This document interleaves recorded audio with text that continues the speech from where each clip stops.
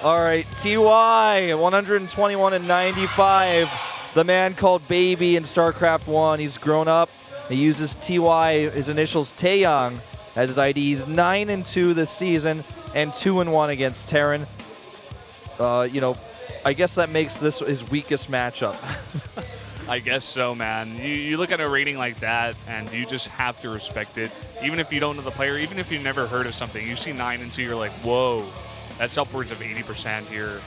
And BravO. Yeah, he's going to be up against BravO. He's only played one game so far. Like you said, it was that TVP. And, can he actually take a game in TVT versus TY? That is the question. We saw Marine King kind of throw a TVT before, running into a bunch of tanks with his Bioforce. And I don't know. Could happen. Yeah. BravO, maybe he's been practicing a lot. You can never underestimate these guys who are pro gamers. They're always practicing in the house, and you never know when a new guy is going to be born. You never know. We saw it happen to Zest. He played decently well last season in Pro League, but, man, he broke out of the gates at the end of round 1. Yeonsu is the map. Like I said, a lot of choke points, not a lot of room to breathe. Let's find out who's going to take this. Terran versus Terran. SKT versus KT here at the SPL.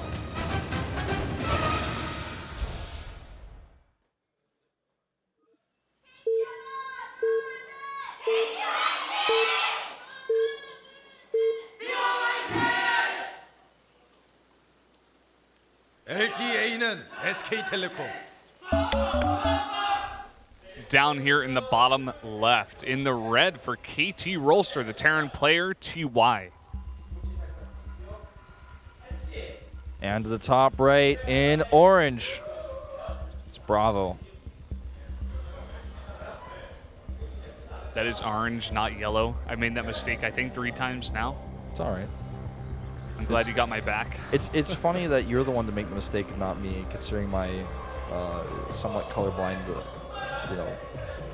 Proclivity nature. to that KT that, sign yeah, is that KT upside sign down. Is upside down. Come on, get your act together. All right, she rotated it. She heard us. She speaks English. Probably a little bit. Looking through the crowd, that was the only upside down KT sign.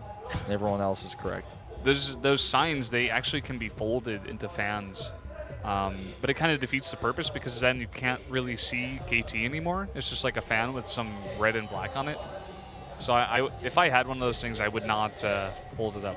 Well, a lot of girls myself. I see are using it in full extended mode as a fan. Not a fan that's folded, but just fanning themselves with the sign, oftentimes folded in half. That's a good way to keep the fan intact. Yeah, that's a good compromise. Now in this TVT, we see TY drops the gas first, whereas BravO planning a little bit more standard gas timing. And I actually, there's a lot of debate about this in TVT right now, and it's a matchup that's not often seen, to be quite frank, in premier tournaments because Terran is not doing so well, results-wise, overall, despite the fact that we have in Pro League players like TY at the top of the winners ranking. It's really interesting to see players try to rush out tech in Heart of the Swarm because, Reaper builds make it so easy to scout and find out what your opponent is doing. Then you can respond very quickly. We've seen so many players deal with Cloak Banshees. Cloak Banshees fell out of style in Wings of Liberty because they were so easily countered. And then in Heart of the Swarm, with how easy it is to scout with that Reaper, it's so much easier to get ready, get those turrets up, and have a defense ready. So we don't see gas first builds all too often, and they have to do a lot of damage. This Marine will likely save the SCV. That was close. That SCV got scared for a second, had to come off the supply depot, so is actually going to delay it for maybe half a second there. Decently good. There's a reactor going down on this barracks over here for BravO. Yep. Now, back at home here in the studio, we have 4 beautiful ladies shaking their pom-poms. But now, going back to this, the Reaper will come in here and see, of course, the second gas as well as the starport, right? So he may have even been able to click on the tech lab. I didn't see a blip on the screen just to confirm that, but he can reasonably assume that's not a reactor. That wouldn't make any sense. So with a second gas going up, he knows, okay, Cloak Banshee's coming my way, so he's going to get a engineering bay up, get those turrets ready, and then rush out a Viking. Yeah, I mean, you talked about this even in the TVP matchup, where just the Chains of the Reapers and Heart of the Swarm, they can just get that scouting information so much easier for the Terran earlier on. TY, he's got to be confident in this build, and that's got to be why he's doing it. You cannot underestimate, I'll say it again, a guy like BravO. He's not going to go for Banshees, he's going to go for a Raven here. Well, this is something we've seen a lot in the past. When somebody scouts your tech, you go for the Raven instead, save the gas. The Raven becomes very useful if you're building a mech composition, so we'll see how he wants to transition out of this. He's actually continuing to build Marines, but it may just be for a little while so he can set up a bunker and then get his natural up. Because he's invested so much gas into this Raven, and the Raven's not going to be able to pay for itself for a long time. It makes sense that he would go into a mech composition after this with the extra gas that he's mined for so long. Now, BravO, on the other hand, would be able to, with those extra minerals, get a little bit faster of, you know... SK, we're handsome. KT, no, you're not. Yeah. What I was going to say before is he will be able to get, most likely, a faster CC, and he already has, but he makes triple turrets. That's nearly the cost of a command center.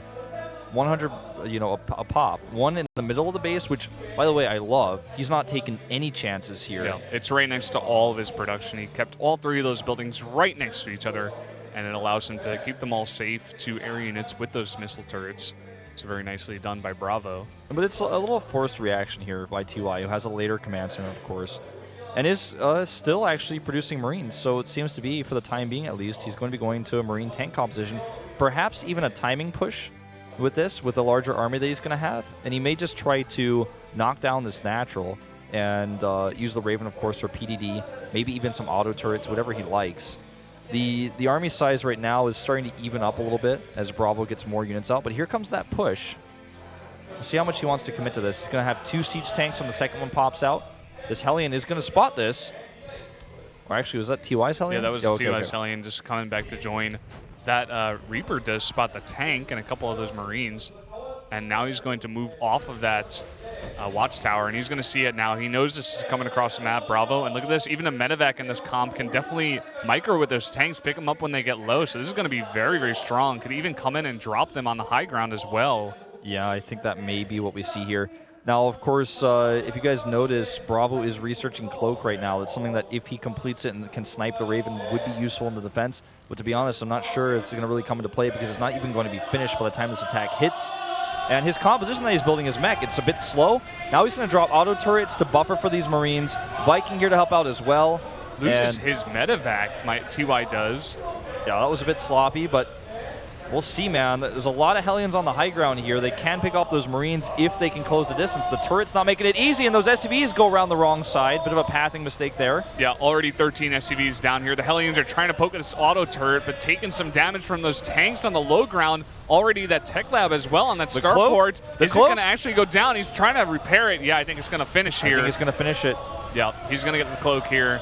And a Banshee is going to come out. He is out on the map. And look at the same time, the Hellions come in at the natural, doing even more damage. This is a great timing here by TY. He's crushing this.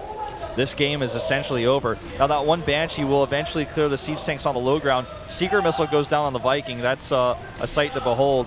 But you know, eventually he will push this back now with the Hellions. And he's going to push it back, but look at BravO's SCVs. He's got 7. Yeah. 36 SCVs have gone down, and even though TY isn't going to kill him with this, I mean, he still has such a strong army. He has so many more SCVs. He's even on command centers. He's going to be in a really nice spot here. Let's look at the units tab. 2 Vikings, 8 Hellions, a Marine, and the Raven is still alive, versus 2 Banshees, which are not going to be that useful as soon as the Vikings catch up with them. A ton of Hellions, which are about to have Blue Flame. I'm not seeing a good situation here for BravO, no matter which way I look at this picture. You know, I turn it upside down right away. As I look at the back of the picture, it's like signed by a famous person. Doesn't even help. I'm like, nah. You look at it under UV light, it's like, no, doesn't make any sense. I use like the secret ink thing that comes in those like kits when you're a kid to like try to find the secret message. It's like the secret message is he's screwed. This is. I mean, look at this Banshee comes over here. He has to scan, but his economy is so much better. It doesn't matter. And he's just going to run into the main base here. he has blue flames, so he might be able to do a massive amount of damage. Here's the Raven to ward off the second Banshee. That Hellion did die a sad death, but right now, TY is just like, okay, well, what about the next group of 8 Hellions I'm saying to your base? You got something for that? I hope so. They've got Blue Flame now. They have upgraded to the next level, and now they're going to get to work on all these SCVs.